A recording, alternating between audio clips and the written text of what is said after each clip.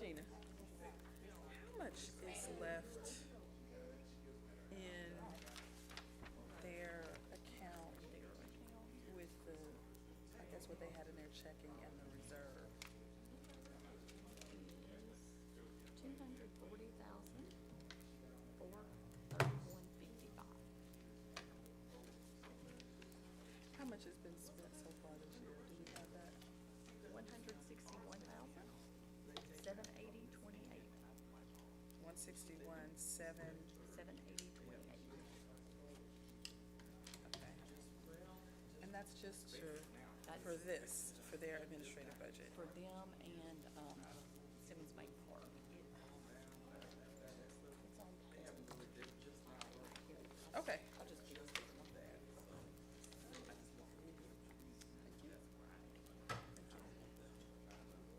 Oh, yeah.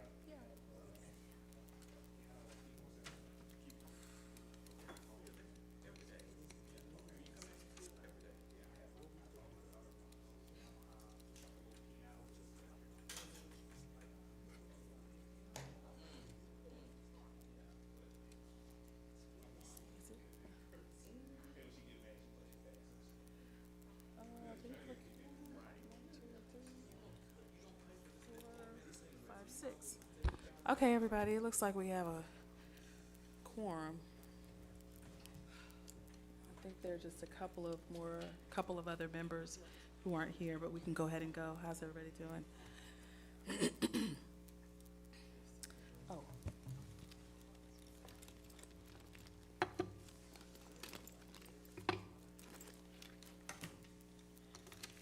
Okay. So I do not believe that we received anyone who requested to speak on agenda items. Madam Clerk? Okay. So we will go ahead and call the meeting to order. And I will ask for Councilmember Holcomb to lead us in invocation and Councilmember Mays to lead us in the Pledge of Allegiance.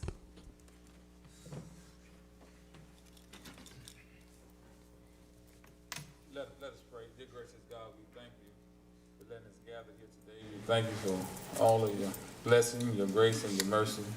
We pray, Lord, for our entire city, our mayor, council, and all of our citizens. We just pray, Lord, that we govern ourselves accordingly as we do your city's business.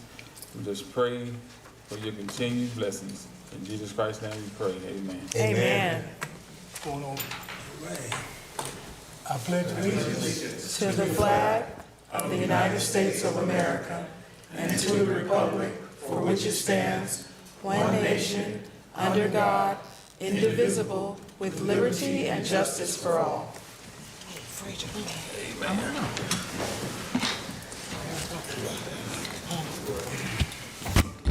Thank you, council members. And I'll ask Madam Clerk to please call the roll. Councilmember Mays. Here. Councilmember Holcomb Jr. Here. Councilmember Brown Jr. Here. Councilmember Lockett. Here. Councilmember Frazier. Councilmember Brunson. Here. Councilmember Denton. Here. Councilmember Fells. Thank you. So we have two proposed resolutions. Councilmember Holcomb. Okay. Yes, Madam Mayor. Agenda item number 1, a resolution amending the 2026 municipal budget to allocate funds to the Civic Auditorium Complex for maintenance and operations. Whereas persistent inflation has resulted in increased maintenance and operation expenses for the Civic Auditorium Complex, and the Commission requests additional funds to pay these expenses. Now therefore be it resolved by the City Council of the City of Pine Bluff, Arkansas, the 2026 municipal budget is amended to transfer from the Mayor's Special Projects account the sum of $100,000 to the account of the Civic Auditorium Complex Commission for use in defraying maintenance and operation expenses. The Finance Director will ensure that the 2026 budget is amended accordingly. Move for adoption. Second.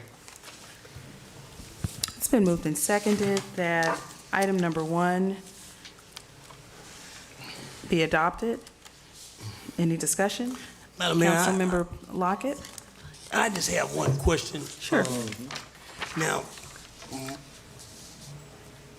most budget adjustments are vetted through Ways and Means. This one seems to be different, and I'm just trying to see why are we deviating from policy where normally the budget adjustments are vetted through Ways and Means and forwarded to the council with a recommendation.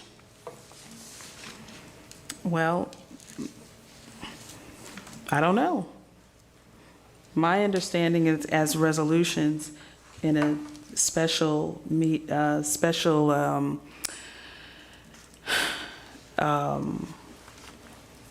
council meeting, that we could bring resolutions without a committee meeting. I'm not trying to circumvent anything, and so I'm not sure.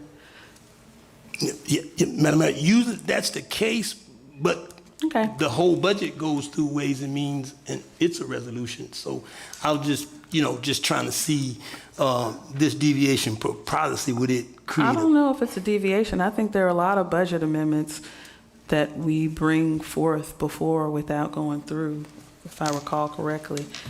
I'm not familiar with I'm any not either. budget. Well, I'll tell you what, I mean, I'm not trying to circumvent anything, because I could have asked for there to be a budget meeting, just like there is every council meeting. And I guess I just would defer to Madam City Attorney, to see if we could move forward with this and let the council vet it, since all members of Ways and Means are here tonight. There is no requirement that resolutions go through committee before they're presented to the council for approval. Okay, all right. Well, I mean, I think that one of the things I did do is to ensure that Director Dunn is here, and I had planned to share the context here, especially since Councilmember Brown is chair of the A&P Commission, And I have worked with him and Director Dunn over time since their budget hearings and the budget cuts they experienced. So I had planned to share all of that context. And again, I in no way was trying to circumvent any processes, only to address the issue at hand, and in the hopes that we could transfer these funds and the air conditioning issues can be resolved, in addition to some other possible challenges with regard to their system. Any further questions? Yes. Councilmember Mays? Where is, now, $100,000? Show me, where is it going? Okay, so I'd be happy to make presentation. I just wanted to answer any other questions. And as I mentioned, Director Dunn is here, and I believe she has some information to share with you. But if you'll indulge me, I want to make sure there are no other initial questions. I will go ahead and provide the context and then ask Director Dunn to come before you and share the information that I think will shed light. Do you have any further questions? No. Okay. Any further questions from council members who are present? Okay. So during the time of the budget process for the Convention Center and A&P Commission, there was a cut of a little over $200,000 that had previously gone to the Convention Center. And without delving into all of the issues, the bottom line is the year before, that money was added to their budget because of then previous and ongoing infrastructure issues to the Convention Center's facilities. The largest expense, if I'm not mistaken, being the central heat and air system.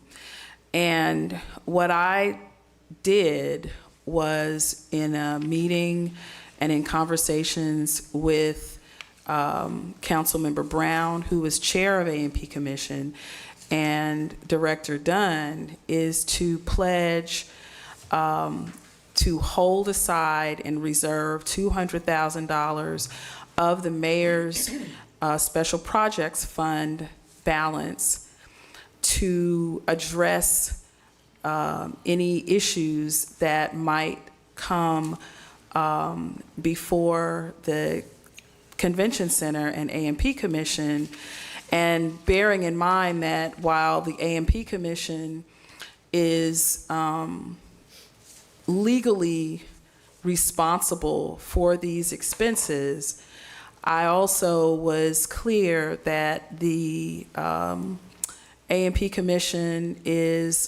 was wanting to make sure to preserve their reserves, which I believe in past years is the fund out of which they spent money to address facilities emergencies. So to ensure that both commissions moved forward smoothly, I made that pledge. Probably a little over a couple of months ago, or around a couple of months ago, I got a call from the director with A&P Commission, and there was really back and forth, a request for meeting, and some monies that had already been transferred to address central heat and air situation. And apparently it had been an ongoing problem, because I did my due diligence and was already at the Convention Center one day, and there was a guy there fixing it. They had already spent about $16,000 on what they hoped would be the only monies they spent to make the initial repair. And when I was there, he was talking about a rebuild and way more money than $200,000. ultimately, there was a meeting. They did a little more work. They found out what the issues were that are issues right now. And between that time and a meeting we had about 3 weeks ago, and when I say we, myself, leadership from the Convention Center and the A&P Commission Board, along with the vendors who have been doing the repairs over some years, they came to explain exactly what the problems were, what it would take to get it back stable, with offering also the context that over past years, there had been no maintenance done to the system and numerous calls to address emergencies. So in between that, there have been 2 events where during the events, so the first one, the original location in the convention center was not used because the system did not work for the arena. So that event had to be moved to the ballroom. So crisis averted, even though that was an issue. Then the next time, there was an actual event in progress where the system went out and there was no air conditioning. And it was warm. It wasn't hot like it is now, but it was warm. And that's what precipitated the following meeting, where there was discussion back and forth, and I made a pledge for a little bit less than this, but I made it for a little bit less than this to say, hey, you guys pay some expense, and because this was meant to address emergencies. And I also noticed that in their budget, they were receiving, they were ahead of their budget in revenues, and I felt like they could spend some money now with me following through to assist with any emergencies, which obviously this was one. And they ended up not taking a vote. In the meantime, subsequently, in the meantime, we're at the beginning of the summer, and the work still hasn't been done. Plus, during the meeting with the vendor who explained all of the issues, we are now aware that there could be issues in the future, and I think that Director Dunn could speak to some of those, as well as the boiler in the fall. So what I am proposing to do is send the $100,000, which is half of what I pledged, so she can have enough to address any issues this summer. And I think anything thereafter would and could be reasonably addressed by A&P Commission, given that they are in a more favorable place, having, I think they're about, either it was 12 or 20% ahead in their revenue projections. So my aim is to make sure that we are taken care of this summer, and that we can continue to see growth in the number of events and activities successfully at our convention center, especially as we are entering into the opening of the Marriott Hotel toward the end of the year. And the convention center and A&P commissions can continue to work together in the future. And if I could ask Director Dunn to come to the podium, and I think she might have some handouts for you all. Madam Clerk, would you mind? You have the handouts? Yeah, grabbing those, and then we can share them. I can give them to her. Okay. Good evening, Mayor Flowers and members of the City Council. I'm sure there's no need for an introduction, but I am Barbara Dunn, the Executive Director for the Pine Bluff Convention Center. And I would like to first thank you for allowing me the opportunity to speak to you today regarding the Pine Bluff Convention Center's HVAC chiller system. And also joining me today is Eric Hobbs. He's the Coordinator of Operations and Security. As many of you may be aware, and based on what the mayor have shared, the Pine Bluff Convention Center have experienced ongoing issues with our HVAC chiller system over the past several months. During this time, the facility has endured periods of limited to no air conditioning, which has impacted our operations and overall comfort of our guests at the center. We are actively working toward resolutions and have been meeting with Comfort System USA to address the situation and to identify both short-term and long-term repair options.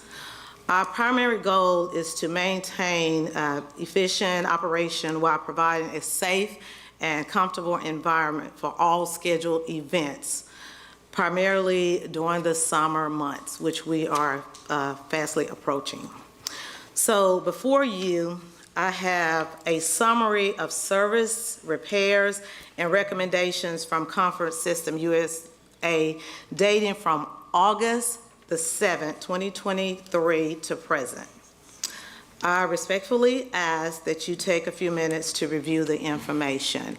And I would like to highlight that this has been an ongoing situation prior to my arrival. I started at the Convention Center on August the 4th, 2024. And Glenn can speak to this. There's always been issues pertaining to the HVAC system. And should you have any questions pertaining to where we are now, I can address any questions, as well as Eric. Eric is very knowledgeable, and he's been working very closely with Comfort Systems Air, which has been on our site practically for weeks. Are there any additional questions? I just want to say you all, Councilmember Mays? you all been doing a good job of keeping it going, Thank you. which is good. And I'm gonna support it. I just believe you all can get things done. Y'all don't just be talking, y'all get it done. Ms. Dunn. Thank you. Thank you, Alderman Mays. Yeah. You got my support. Thank you. Any further questions for Director Dunn? Councilmember Brown, did you have any comments? No comments. Okay. With no further discussion, all of those who wish to vote for resolution or item number 1 on the agenda indicate by saying aye. Aye. Any opposed? Motion passes. Thank you, Thank you. Director. Thank you, Council. Agenda item number 2, a resolution authorizing the mayor of the city of Pine Bluff, Arkansas to execute a memorandum of agreement with the Pine Bluff Urban Renewal Agency regarding funding support for the go-kart course project requiring certain financial disclosures, project reporting and private funding assurance, and for other purposes. Whereas Resolution Number 5002, the City Council of the City of Pine Bluff authorized the allocation of $860,000 to the Pine Bluff Urban Renewal Agency to assist with the construction, furniture, fixtures, and equipment, maintenance, and operation of the go-kart course project.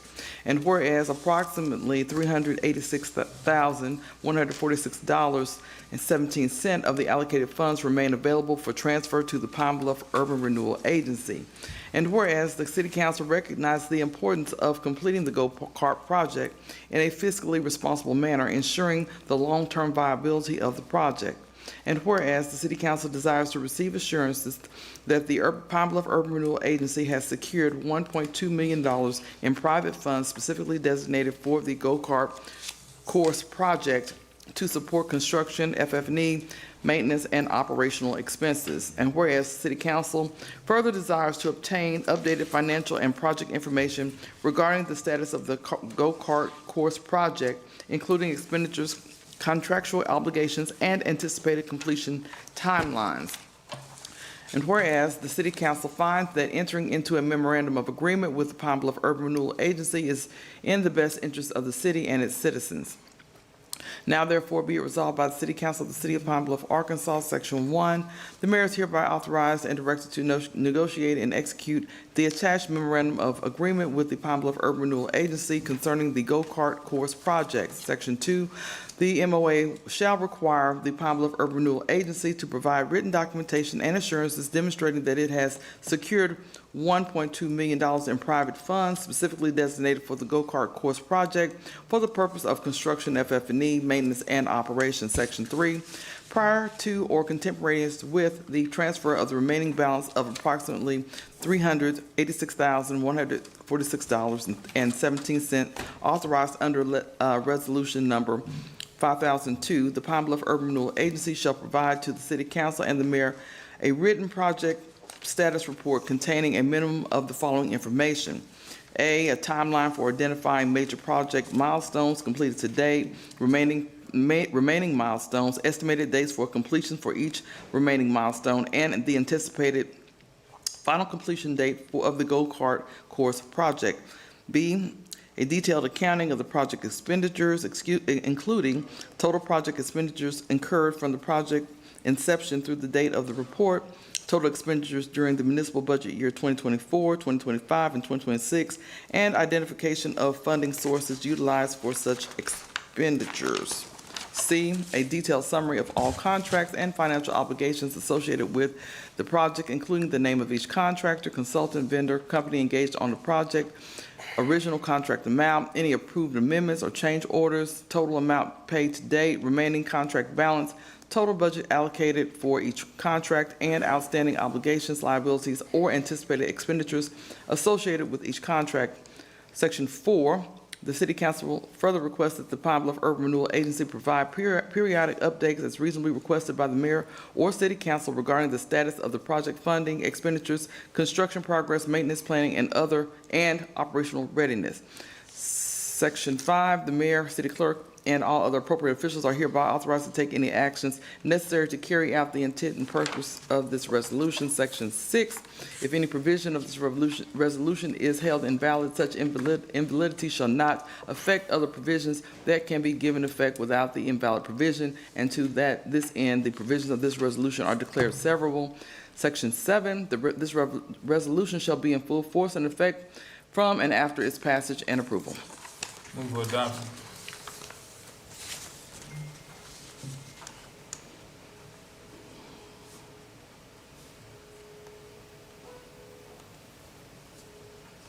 Is there a second?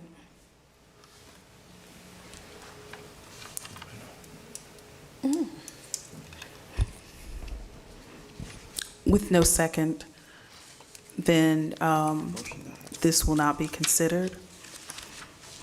While we were still here, though, I think it's pertinent to share with the council that decided earlier this year to send almost $1 million to the Urban Renewal Agency, making Mr. Matthews and therefore me responsible to sign off on invoices, aware of where we are and what some of the concerns and challenges have been and remain. So before we adjourn, I would like to go through that information. And I just will begin by saying that, I just would remind the council who is here tonight that the responsibility to sign off on invoices was placed with an office under my authority. I am required to sign off on payment for these invoices. Meanwhile, many of the issues that I tried to address with the council months ago were not necessarily addressed in the resolution, nor were they addressed in the memorandum of understanding between the council, between the go forward with the $1.2 million pledged and the Urban Renewal Agency. And I guess I just would boil it down to this.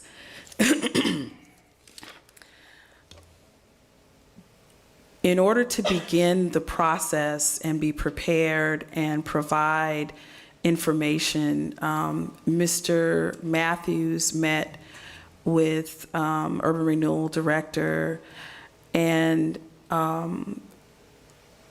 discovered that there was no ongoing documentation that outlined the value or the amount of the contracts, change orders, what, and I'm saying on one document, change orders, what had been paid thus far, what was left to be paid for the contract. So he did put that together. He also gathered copies of all of the contracts, and I believe that there are 6 contracts between 4 companies.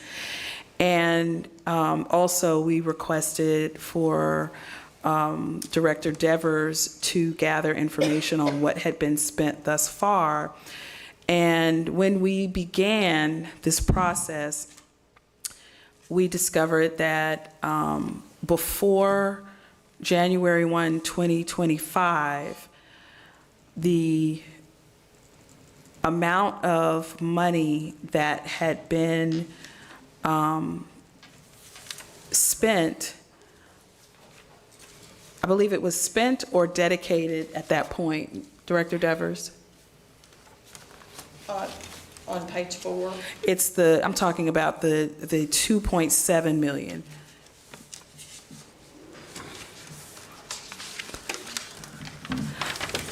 So without the $860,000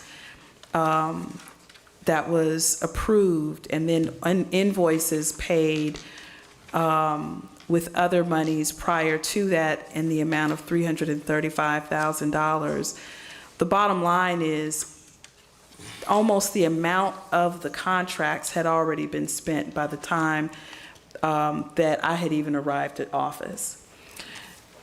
Now, if you look at the handout that Director Devers gave you, you will see that the contracts amount, just the contracts alone for construction, amount to $3,051,756.40.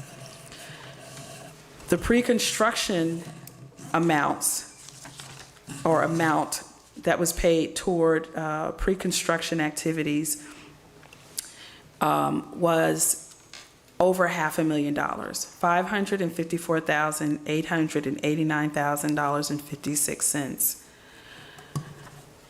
Now, these other items are still remaining and are not included in what will need to be paid, like FF&E, other planned expenses, and I'm not sure what non-contract means. Director Devers, can you clarify that? There are expenses that have been paid toward the project that were not included in any of the contracts that were entered into. Okay. And were those, and was that amount approved by the board prior to payment? I can't say for sure. Okay. So that's $55,000, $55,584.68 for non-contract expenses. Then furniture, fixtures, and equipment amounts to $62,000 estimated. And then other planned expenses, and I guess we can hear from Mr. Matthews what that entails, is another $156,000 at $56 and $70. So that brings the total amount before beginning operations to almost $4 million. $3,880,300.64. Now, the reason that I'm here today is to ensure that progress and completion are made. And I think that, you know, everyone has expressed commitment to see this thing through, but we cannot do this blindly. If we see that right now there's only a remaining $386,146.17, the project shortage is $500,000. There is a pledged $1.2 million, but there's nothing that we've seen that exists in writing that even refers to it, except the MOU that was attached to the resolution, which then was unsigned, and we only got a signed copy of that today. Even in that resolution, I mean, in that MOU, has nothing about timelines, the end of the project, nor does it say anything about 6th and Main. So I believe that in the information that you received, it gives you an outline of the urban renewal budget, the Simmons Bank Park costs, and what has been paid or spent to date. What has been spent to date this year for the operations of both the Urban Renewal Agency and Simmons Bank Park is $161,000 and $780.28. We're not even halfway through the year, okay? So, but let's say if we double that, then you're still looking at just about what is budgeted. What is budgeted for both of those operations is well over $300,000 a year. Right now, Urban Renewal Agency has $240,431.55 in its budget. There's nothing in the pledge document that in any way dedicates any of that money to cover the operations for Urban Renewal Agency or for Simmons Bank Park. My biggest concern is that, number one, that not only is there nothing in the language that exists in that MOU or anywhere else that commits that the remainder of the expenses be paid, because the language says that Urban Renewal Agency may submit invoices to go forward Pine Bluff, but it does not require the commitment of any of that to be paid, nor does it mention the Simmons Bank Park and Urban Renewal Agency. And if there is no room for discussion about dissolution, which that's not what I'm trying to do, but that means when there are no more funds and there's an expectation for all of this to be supported so it can continue to run, the only place that they can come back to if there are no other funds raised is the city.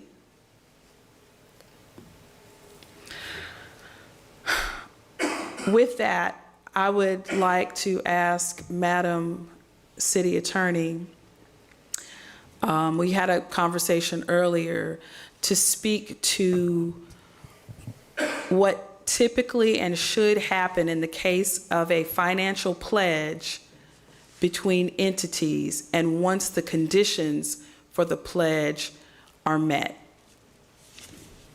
Madam City Attorney, can you shed some light on what typically happens contractually? Ideally, what should have happened, I would say probably years ago, would have been that there should have been, the parameters should have been set out in the contract so that the obligation and expectations are laid out. And we're not in a situation at this point where we don't have any specifics, so we can't, there's no agreement as to how the money should be spent, when the money should be spent, what, under what conditions is the 1.2 commitment satisfied, because arguably, you know, with no parameters, you can't, there's nothing to hold you to it. And of course, we're here with this, with ambiguity as it relates to whether those funds are actually committed. I think at this point, I think the mayor's just requesting clarity and more specificity as it relates to how the funds will be spent, and that some confirmation as it relates to the commitment from Go Forward Pine Bluff and Urban Renewal as it relates to how they plan to actually expend those funds. Thank you. And Mr. Matthews, if you would come to the podium and just share and maybe offer council members a report of your observations and involvement. Thank you. Good afternoon, City Council, Mayor. As most of you all know, I got involved with the project 1st of March. The council asked that I would come in and review all pay requests, do the pass-through, make sure that the payments requests were actually in place and being done and completed. We followed that process. We began with $860,000 that the city has committed. During that course of time, we had to go and do some research, look at contracts, because the way they were being presented, the invoices did not show what the beginning contracts were, what had been paid, and what the balances were. So after that point, after we put that all together and start looking at the project overall, the contractor and the work that's being done, no problem. They are proceeding on. We have no problem with the work that's being done. But we're getting to a point now where we have more contract commitments than we have dollars left that the city has appropriated. They have not stopped work. It took us a little while to get them started, but they are still continuing on. We are close, but there are commitments through contracts that they have that we do not have enough money to pay for. And I'm pretty sure that's one of the reasons the mayor is bringing it to the council. How do we have the insurances that we can pay this balance of around $349,000? And the invoices are not going to come to me or to Mrs. Griffith where we can pay $349,000. It may come in, one contractor may bring $300,000. Another one may bring $181,000. So how do we make those payments? Because the invoices come from the contractor, not from Go Forward. So that is the obstacle that we're looking at even when they do come. How do we pay them, in what fashion? And now it was my recommendation to the mayor that we at least complete the building to show that we have a completed project. We only have $349,000 left. He has a balance on this contract around $323,000. So we got about a $212,000 shortfall just in construction. I have not looked at any other aspects that are involved with the overall project, but just in construction, we have a $212,000 shortfall. And depending on how the invoices come in and how we pay those invoices, who will get paid and who will not get paid with the balance of the dollars. But other than that, the project is moving along fine. We are very close on the project, but those were the concerns that I gave to the mayor, because typically on any other public service project, we would have known what our balances were, where we go through the project as we go through. And we have some invoices that are coming in that we still don't understand what they mean and how they approach the project. But for its construction, which I've been putting my concerns to, that's the only thing I've been looking at. There are some outside invoices that come in that's not affiliated that are being sent over for approval. So this is where we are with the project. At some point, once we pay that, I don't know where we are. I know in the safe, in for instance, the auditors, we're going to need to see the project all the way through. The auditors are not going to just stop at all the money that the city has spent. They want to see the end product, they want to see the finals, they want to see everything done. So I assume that's where we are now. Just wanted to let the council know, keep the mayor informed on how the project goes. The project itself is going fine, it's just the funding. Any questions? Yes. Councilmember Lockett. I just got one comment, Mr. Matthews, and I'll say it here clearly. This is not our project. We only committed to 860, and that when you spend 860, you stop. Well, and then they pull from whatever revenues they have. But this is not our project. We commit only 860 on the balance of it. However we can do that, they can select the contracts, but we don't have to pay every contract. Only up to 860, and then we stop. And you know, I And understand any way that. you can do that or work that out with them, that's the letter of the law in terms of the appropriation. We don't have a cent more than 860. Well, I will relay that on to the director, because I don't have personal contact with the contractors. But it depends on how the invoices come to me, for me to pass it on to the mayor. If it's not there, I'll just let them know it's not there. I can't pay this invoice because the funding is not there when we get to that point. Yes, sir, but please do, because I'm saying if they submit you a $400,000 invoice and you only have $300,000, Yes. you just meet with Miss Griffin and say that urban renewal got to do the balance. Well, I will inform her. Yeah, I mean, that's the only thing we can do. To inform. anything else, you're paying over what the council has appropriated. I agree. Councilmember Mays.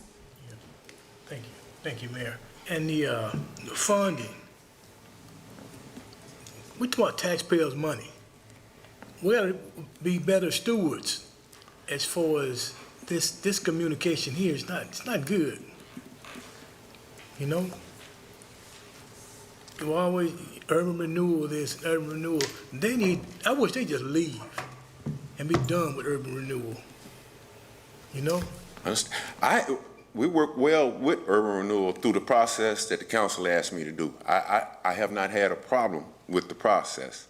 It's just that we're down to the dollars and cents. How do I approach those dollars and cents when I get the invoices? Well, And I will take Alderman Lockett's opinion and advice with the mayor's approval. It's a We'll money move forward. pit. Just dropping money into it, doing nothing. Well, the progress, though, they're going ahead with the plans that they have. I have no problem with that. The construction is fine. It really is. It's just a funding mechanism that's kind of out of whack from a normal project that I would run. All right. Any further discussion? The only thing that I will close with is that while it may not be a project that went through the mayor's office, it was a project that was voted on to continue to fund with almost $1 million in city funds to an entity that is a creation of the city council and of city government.